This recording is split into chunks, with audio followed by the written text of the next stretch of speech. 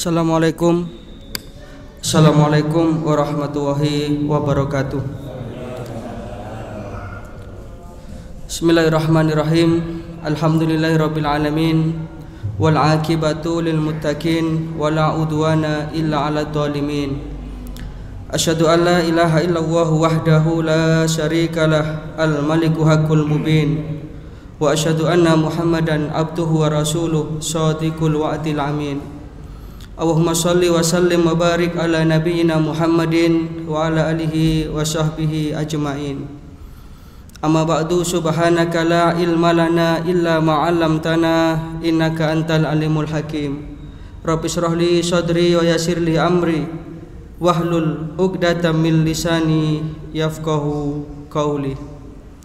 Allahumma amsayna ala fitratil Islam wa ala kalimatil ikhlas wa ala dini nabiyyina Muhammadin sallallahu alaihi wasallam wa ala millati abina Ibrahim hanifan muslima wa ma kana minal musyrikin. Allahumma anfa'na bima 'allamtana wa 'allimna ma yanfa'una warzuqna 'uluman tanfa'una birahmatika ya arhamar rahimin. Bapak Ibu hadirin jamaah pengajian rutin Sabtu malam Ahad rahimakumullah. Marilah kita senantiasa tidak henti-hentinya mengaturkan rasa syukur kita, rasa terima kasih kita kehadirat Allah Subhanahu wa taala atas segala nikmat dan karunia yang diberikan kepada kita sekalian, sehingga pada malam hari ini kita masih bisa hadir di rumah Allah yang tercinta ini untuk menunaikan ibadah sholat berjamaah dan kita lanjutkan dengan thalabul ilmi. Mudah-mudahan ini semua akan menjadi catatan amal soleh kita, menjadi investasi akhirat kita, dan ilmu yang kita pelajari bisa menjadi ilmu yang bermanfaat. Yang kedua, sholawat serta salam mudah-mudahan senantiasa terlimpah kepada junjungan kita baginda Rasulullah sallallahu alaihi wasallam. Sebelum kita melanjutkan pelajaran kita tentang tauhid terkait dengan masalah ngaji seperti ini, Rasulullah itu pernah bersabda, di orang ngaji itu ada kelasnya, ada grade-nya. Kun aliman au muta'aliman au mustami'an au muhibban wala takun khomisan jazu'ah fatahliku. Itu urut-urutannya. Kira-kira jenengan sudah bisa paham artinya ya? Mantuk-mantuk itu nggak paham? Jelas napa belas? Jadi kerumune kadang-kadang podo, jelas sampai belas memang podo. Kun aliman, jadilah engkau sebagai orang yang berilmu. Ini kelas pertama. Jadilah orang yang berilmu. Lebih-lebih ulumuddin, ilmu agama. Ya, walaupun semua ilmu itu dari Allah. Ada ilmu qauliyah, ada ilmu kauniyah. Ini tingkatan yang pertama, kun aliman. Yang kedua, au muta'aliman. Jadi muta'alim. Jadilah orang yang belajar sambil membawa catatan. Ini kelas yang kedua. Ya, catatan ini bisa pakai HP, bisa pakai kertas dan lain sebagainya. Yang jelas berbeda memang ngaji dengan membawa catatan. Maka saya senang ngaji itu ngaji kitab. Itu bisa diorek-orek, bisa diberi tanda. Nanti di rumah diulang kaji. Karena ngaji seperti ini masih tahap awal loh Pak. Bukan berarti ini sudah finish. Kadang-kadang kita itu, mohon maaf, setelah ngaji seperti ini malah pulang sing terjadi napa? Malah banyak menyalahkan orang. Jadi beragama itu pakai ilmu lah. jangan pakai nafsu. Bahkan yang berbahaya, setelah pulang ngaji ini malah ada perasaan kita lebih baik dari yang lain. Ini bahaya betul. Ini bahaya betul. Karena seringkali saya sampaikan, ngaji ini kan kebaikan, jelas. Itu kalau kita itu sedang melakukan kebaikan, sing boten trimo niku setan. Mesti setan itu menggoda manusia supaya jangan sampai manusia itu berbuat baik. Makanya mari kita pertahankan ngaji ini tujuannya untuk apa sih? Ya untuk cari ilmu, memperbaiki awake dhewe-dhewe. Termasuk sing ngomong niki nggih, tujuannya ngajani awake dhewe. Itu kelas yang kedua, au muta'alim. Muta'alim ini orang yang belajar sambil membawa catatan. Au mustami'an. Yang ketiga ini atau jadi pendengar setia. Jadi pendengar setia. Mendengarkan dengan seksama. Karena memang ingatannya sudah kuat, termasuk kategori yang IQ-nya tinggi, tidak perlu mencatat. Insya Allah walaupun tidak mencatat, insya Allah bisa lupa.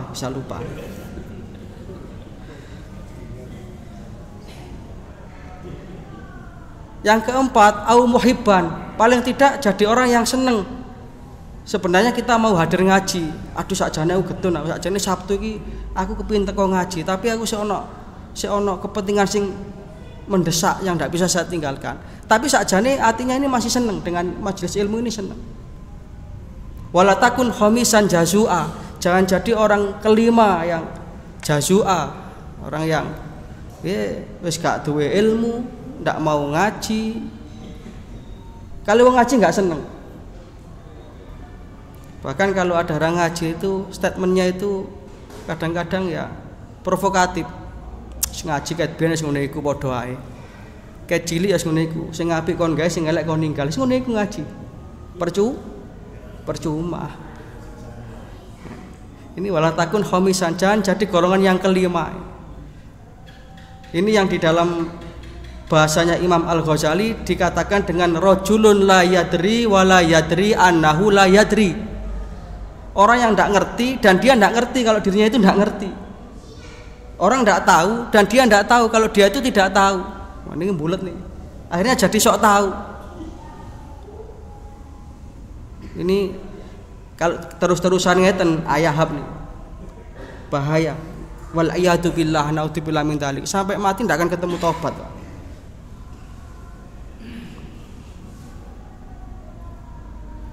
Kok gelemen ngaji diakali ustaz, diakali mubalek. Sing dicetakno mati padane tahu mati ae. Nyertakno alam kubur kok tahu-tahu rono. Kan seperti itu kadang-kadang. Ada loh Pak. Gesek urip wong kadang-kadang. Saking adile Gusti Allah ngeten sik dijarno urip. Maka alhamdulillah kita bisa seperti ini. Maka ngaji seperti ini ya mari kita tingkatkan. Dari mustami'an jadi muta'alim, dari muta'alim jadi aliman. Karena menuntut ilmu seperti ini sesuatu yang luar biasa. Akan menjadikan orang-orang yang senang dengan ilmu itu diangkat derajatnya oleh Allah Ta'ala. Ayatnya jelas itu, Al-Mujadilah ayat 11. A'udzu billahi minasyaitonir rajim. Yarfa'illahu alladhina amanu minkum walladhina utul ilma darajatin. Allah Ta'ala akan mengangkat derajat orang-orang yang beriman, yang keimanannya itu ditindaklanjuti dengan ilmu. Ya. Ilmu yang didasari iman, bukan ilmu yang didasari nafsu. Makanya Rasulullah itu pertama kali menerima ayat itu sudah Iqra, bacalah. Ini kan membuka ilmu. Padahal Rasulullah itu Nabiyil Ummi, Nabi yang tidak pandai baca, tidak pandai tulis. Sehingga ketika Jibril datang, Iqra ma'ana biqari'in, saya tidak bisa baca. Apa yang saya baca? Iqra ya Muhammad ma'ana biqari'in. Akhirnya malaikat Jibril kesuwen di bluetooth, di share it itu langsung itu. Langsung surat Al-Alaq 1 sampai 5 itu Iqra bismi rabbikal ladzi khalaq khalaqal insana min 'alaq Iqra wa rabbukal akram alladzi 'allama bil qalam 'allamal insana ma lam ya'lam. Langsung masuk ke dalam dadanya Rasulullah. Bismi rabbik. Jadi ayat pertama turun itu tidak bicara tentang sholat, tidak bicara tentang haji, tidak bicara tentang zakat, bicara membaca. Kalau bahasa sekarang kan literasi.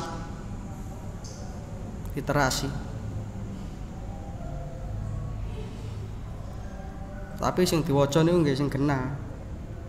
Kadang-kadang maca novel sampai tamat. Ya tidak ada manfaatnya. Dan seringkali saya sampaikan, satu-satunya membaca yang per hurufnya dinilai pahala, kebajikan, itu hanya Quran, Pak. Hanya Quran. Man qara'a harfan min kitabillah falahu hasanatun. Barang siapa yang membaca satu huruf saja dari kitab Allah, Al-Quran, falahu hasanatun, maka baginya ada satu pahala kebaikan.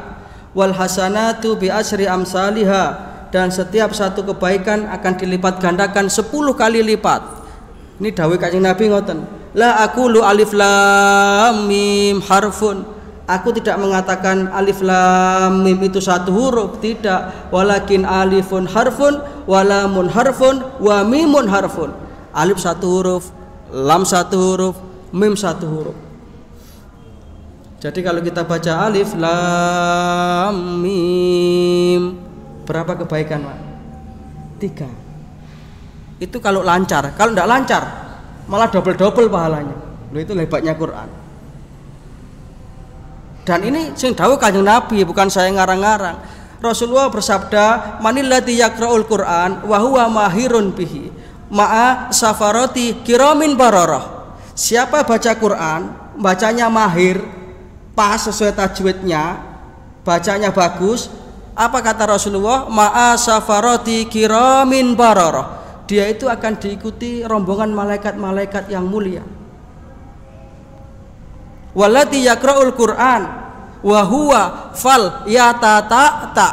Kata Rasulullah begitu. Siapa yang membaca Al-Qur'an yatata, itu cara bahasa mriki gratul. Itu ndak usah khawatir, Pak. Kita ndak usah izin. Aku izin, aku mocoku pating pecotot. Ndak apa-apa. Kata Rasulullah falahu ajron. Orang kayak begini ini dapat pahala double. Saya dulu mikir-mikir, lah kok iso ngajeni gak lancar kok malah double. Tiba-tiba ilmiah juga Rasulullah itu. Kalau orang lancar bacanya kan sekali baca selesai. Tapi kalau gak lancar kan dibolan-baleni. Ulaika ukaila, ulaika ukalia, ulaika. Sampai sing mulang boten telaten. Alaikim ha'ba. Alaikim ha'bahim minkem alaikum.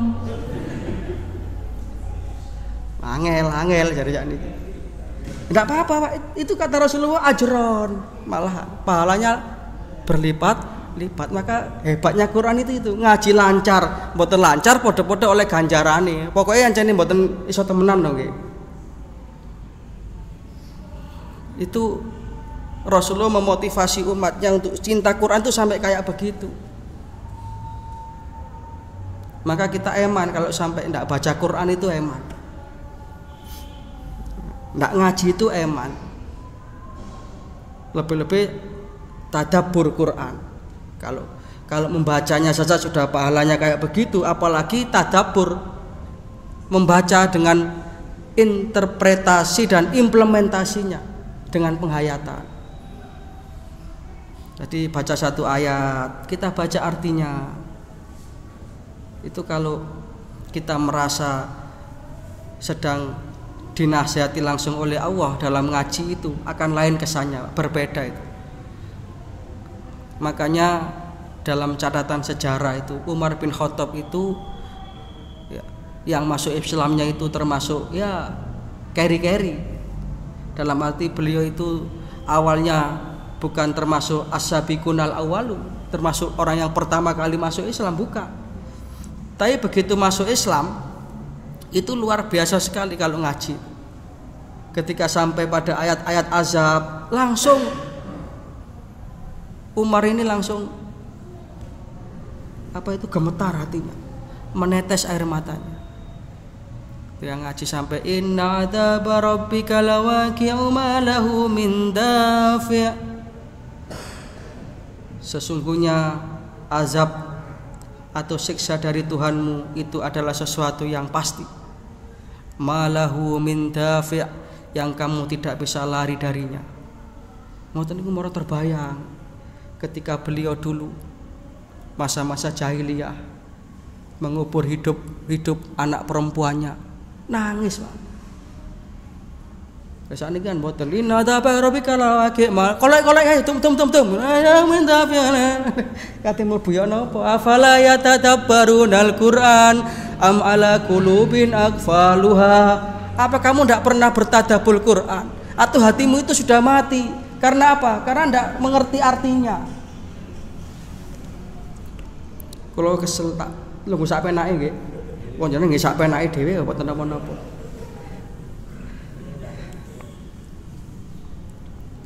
Jadi dengan itulah kita ini akan merasakan agama ini demikian nikmat. Kalau membaca Quran itu dengan angen-angen sak maknane. Coba jenengan coba mangke. Makanya ngaji itu tidak perlu banyak, tetapi istiqomah. Paribasane satu lembar mawon, tapi saartine itu akan membawa kesan yang beda. Dan kita rasakan ketika ngaji itulah karena Al-Qur'an ini kan kalam Allah. Al-Qur'an ini kan kalam Allah. Jadi pengertian Al-Qur'an huwa kalamullah alladzi al-munazzal ala nabiyyina Muhammadin sallallahu alaihi wasallam al-manqulu alaina lafdhan mutawatiran al-muta'abbad bitilawatihi al-ijazu bi surati minhu. Itu pengertian Al-Qur'an. Paham nggih? Al-Qur'an huwa kalamullah ta'ala alladzi al-munazzal ala nabiyyina Muhammadin sallallahu alaihi wasallam al-manqulu alaina lafdhan mutawatiran al-muta'abbad bitilawati al-ijazu bi surati minhu. Itu pengertian Al-Qur'an. Jadi Al-Qur'an itu adalah kalamullah. Mulai Al-Fatihah nggih membacane nggih. Lek Fatihah itu salah. Karena tak itu kasroti napa kasrote? Ti Al-Fatihah nggih bener ngoten. Mboten Al-Fatihah. Nama Al-Fatihah. Al-Fatihah. Wong kula mah nggih termasuk sik belajar kok. Kula ini termasuk sing ngaji ini cara dibijinin oleh C. Kadang kula sik ngaji ten Ustaz Husni. Diguyu-guyu kali Ustaz Husni, Ustaz Ali niku. Ngajine ora pas blas. Tapi ndak apa-apa. Kula sik eling hadis Nabi niku, ya tak niku wah gak apa-apa gradulan tambah ganjarane akeh. Niki hebatnya. Nah, ini sebagai pengantar. Saya tidak akan membahas tentang soft yang rapat, nggih. Soalnya wis ana sing rapat.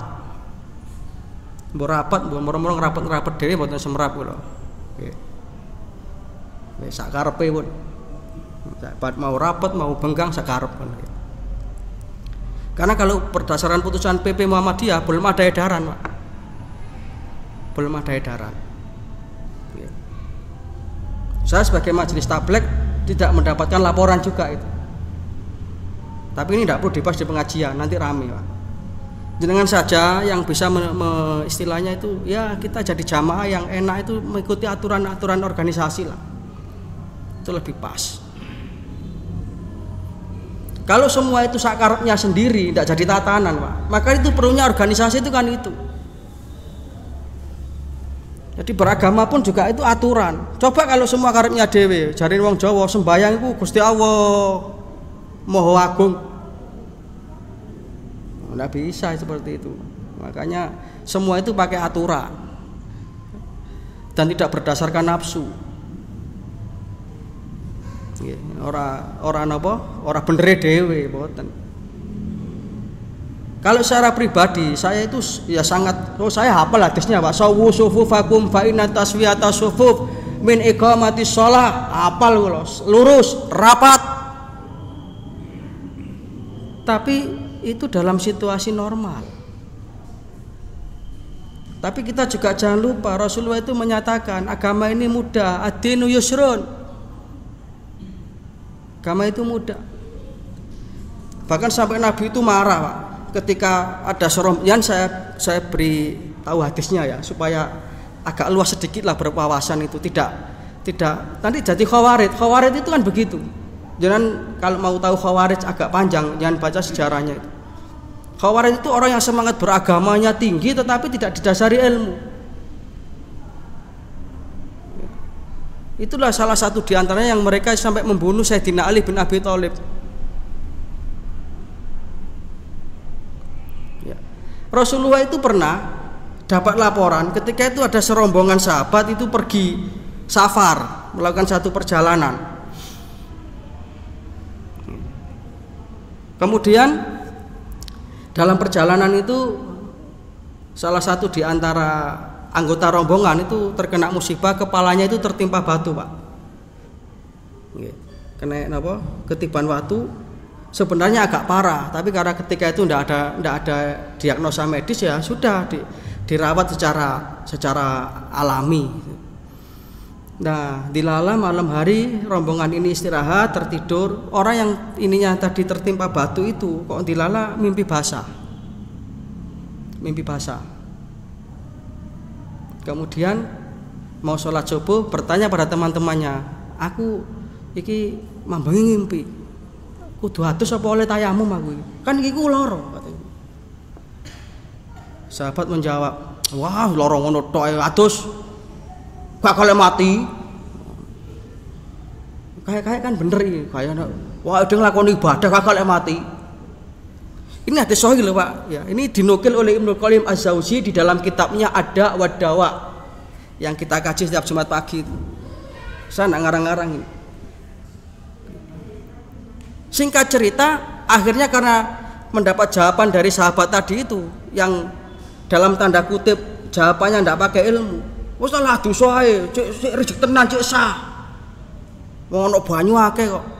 Dilalah, biidznillah, qadarullah, orang ini ternyata mati. Tibake parah nih. Wes parah didusi. Meninggal dunia dia. Diceritakanlah ini kepada Rasulullah Shallallahu alaihi wasallam. Ya Rasulullah, tadi kami bepergian. Terjadi kisah seperti ini. Apa kata Rasulullah? Siapa yang menjawab tadi itu? Rasulullah dengan muka agak merah. Rasulullah itu jarang marah, Pak. Tapi kalau melihat orang seperti ini, Rasulullah itu pegel. Sungguh dia telah membunuh temannya itu. Ya. Kalau tidak tahu, mbok takon. Kalau tidak ngerti, mbok jangan berfatwa. Itu jawaban Rasulullah. Kanjeng Nabi loh, Pak. Rasulullah tidak mengatakan, oh orang itu kamu bener kan ngejak wong iku ngelakoni syariat sing temenanan. Lho apa tayamum itu tidak temenanan? Coba kalau jenengan sakit kemudian terkena air itu semakin parah sakitnya, kemudian jenengan tayamum, apa tayamum ini tidak sama nilainya dengan berwudu? Loh coba jangan jawab, sama napa mboten, Pak? Sama. Wong itu yang mencontohkan juga Rasulullah kok. Nah kecuali kalau tidak apa-apa alasan kademen terus tayamum tidak boleh. Ini loh agama itu begitu. Kalau ngomong masalah sop juga demikian. Jangan menyalahkan yang sopnya renggang itu. Saman mau rapat ya silakan.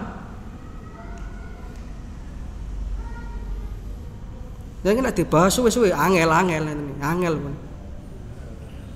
Lek menurut kula apik sakjane nggih melok organisasi mawon.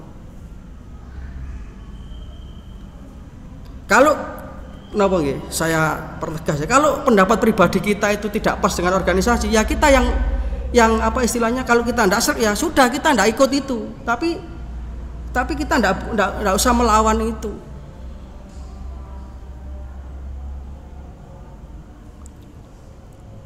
Pun niki mboten sadodo mangke bahasa ketahuan kasih tau ngaji.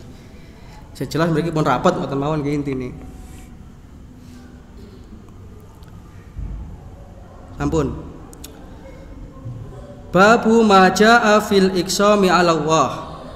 Kita membahas tentang bab larangan bersumpah untuk mendahului Allah. An Jundub ibni Abdillah sallallahu alaihi wasallam qala, dari sahabat Jundub bin Abdullah menuturkan bahwasanya Rasulullah sallallahu alaihi wasallam bersabda, qala rajulun, ada seorang laki-laki yang berkata, wallahi, demi Allah, la yaghfiru Allahu li fulanin, Allah tidak akan mengampuni si fulan. Nah, ini tunggali wau niku. Ada seorang yang sudah rajin ibadah, kemudian melihat temannya yang tidak begitu rajin ibadah, bahkan ahli maksiat, kemudian dia memvonis, wallahi, demi Allah, kamu tidak dapat ampunan Allah. Mbok koyo aku ngene iki lho. Ini medeni lho Pak, ngeten iki Pak. Makanya orang baik itu bagus, tapi merasa baik itu rusak. Orang pinter itu bagus, tapi keminter itu rusak.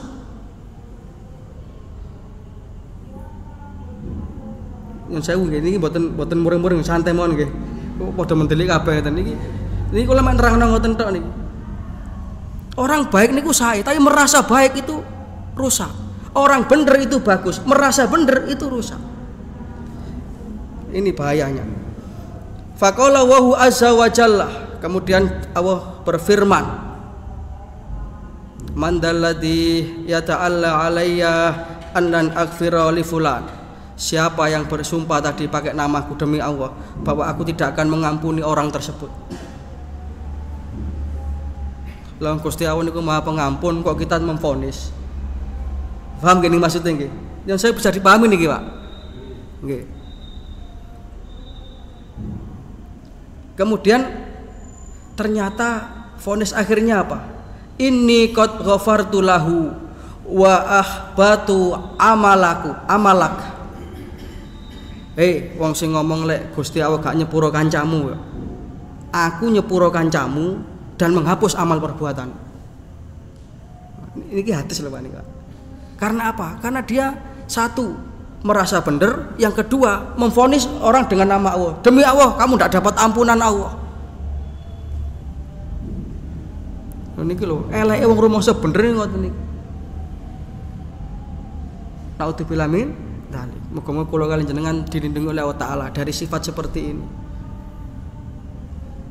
Kok mari ngaji kabeh didalili kabeh salah.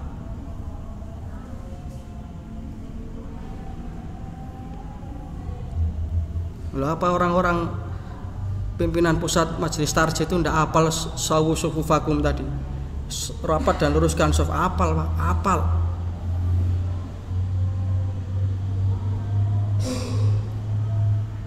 Jadi ini betul-betul harus kita hati-hati. Inni qad ghafartu lahu wa ahbatu amaluka. Ini loh vonis akhirnya ternyata. Orang yang tadi menyalahkan temanmu, dosae kancamu sing kumang tak sepuro, pira wene aku nyepuro. Ngawakmu krana sok alim, nggawe jenengku maneh, demi Allah maneh, maka aku hapus semua amal perbuatanmu. Hadis ini sahih diriwayatkan oleh Imam Muslim.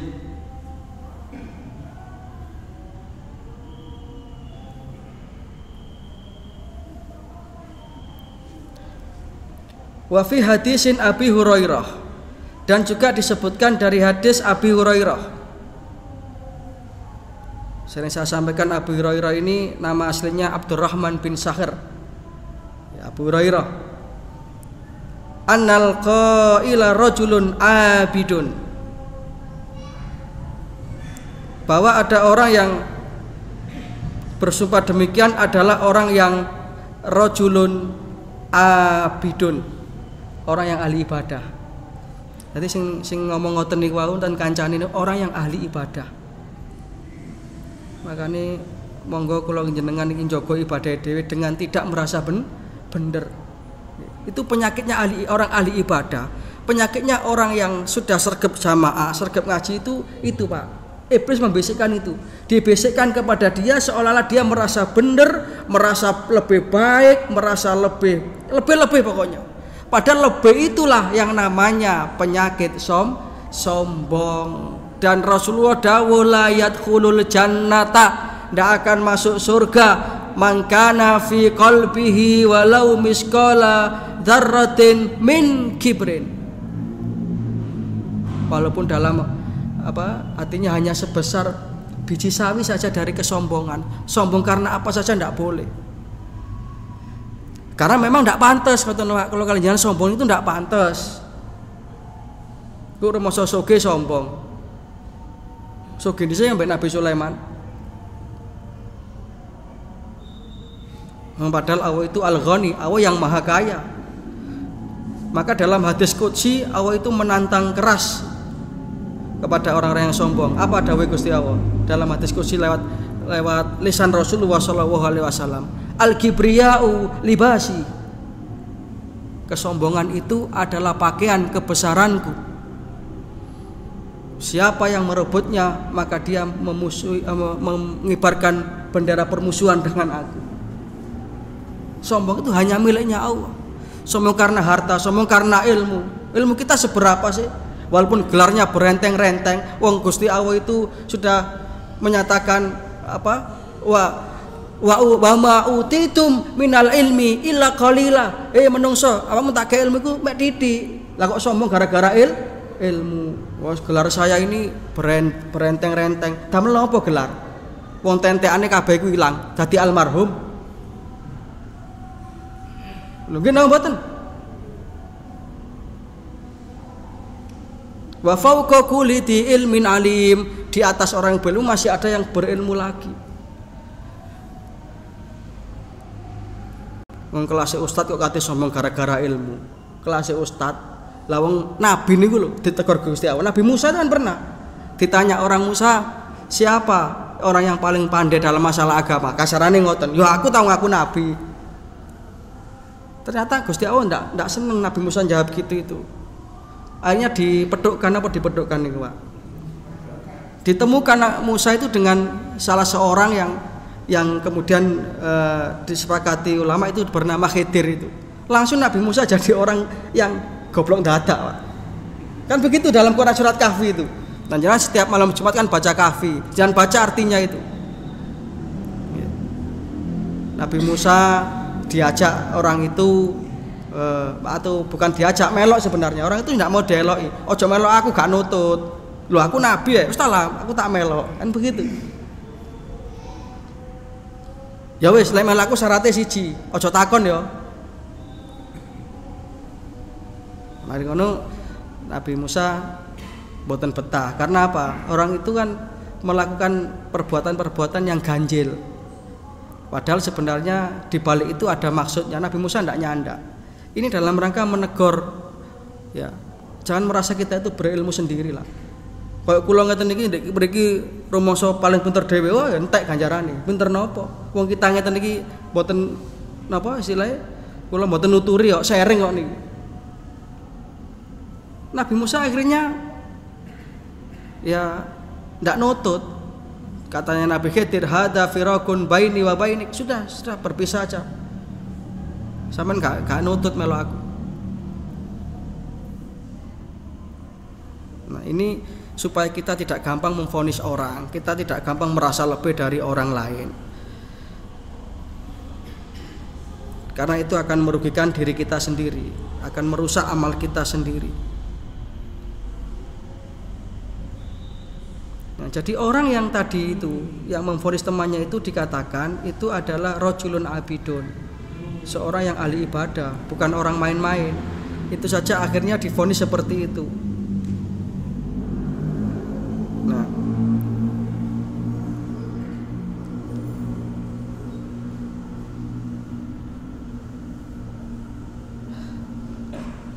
qala Abu Hurairah, kemudian Abu Hurairah memberikan komentar terhadap hadis Rasulullah ini.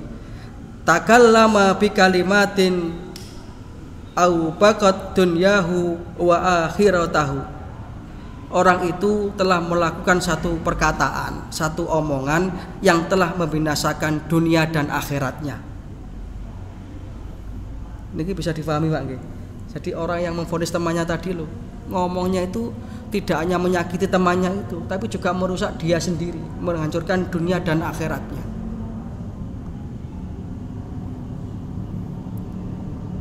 Sekali lagi monggo kalau jenengan jangan sampai kita itu ya memvonis orang lain lah, atau merasa lebih dari orang lain. Wong kita ini yang menilai semua itu Gusti Allah. Kalau kita menilai orang lain, kadang-kadang seringkali kita itu kecelek, Pak. Kecelek.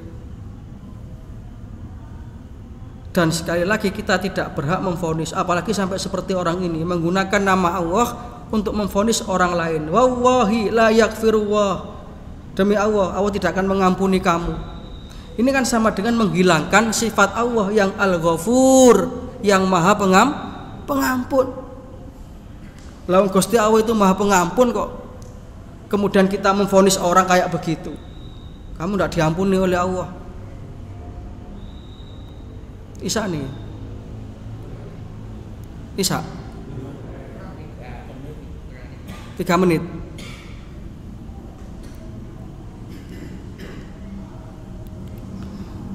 Nah, di dalam bab ini ada beberapa kesimpulan. Langsung saya baca kesimpulannya. Al-ula at-tahdziru min ta'alli 'ala Allah. Diperingatkan untuk tidak bersumpah mendahului Allah. Untuk tidak bersumpah dengan menggunakan nama Allah.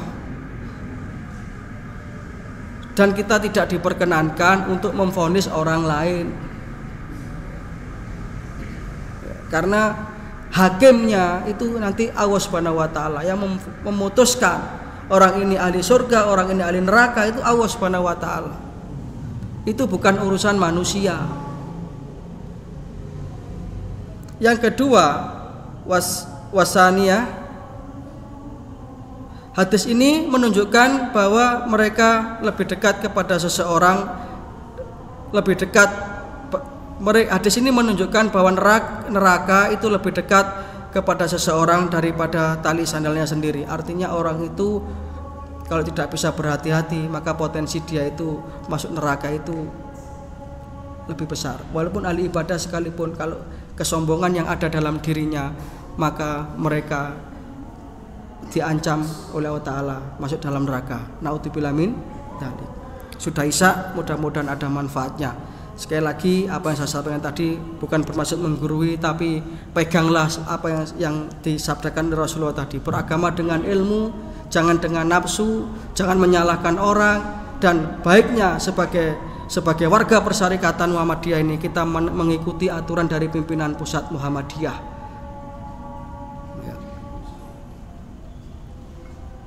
Monggo kalau masih mau dirapatkan, ya silakan. Saya tidak menyuruh juga tidak melarang.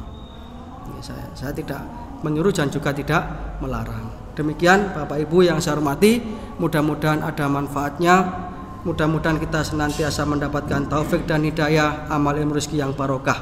Dan akhirnya kita kembali menghadap Allah Ta'ala dengan tetap membawa iman Islam husnul khatimah.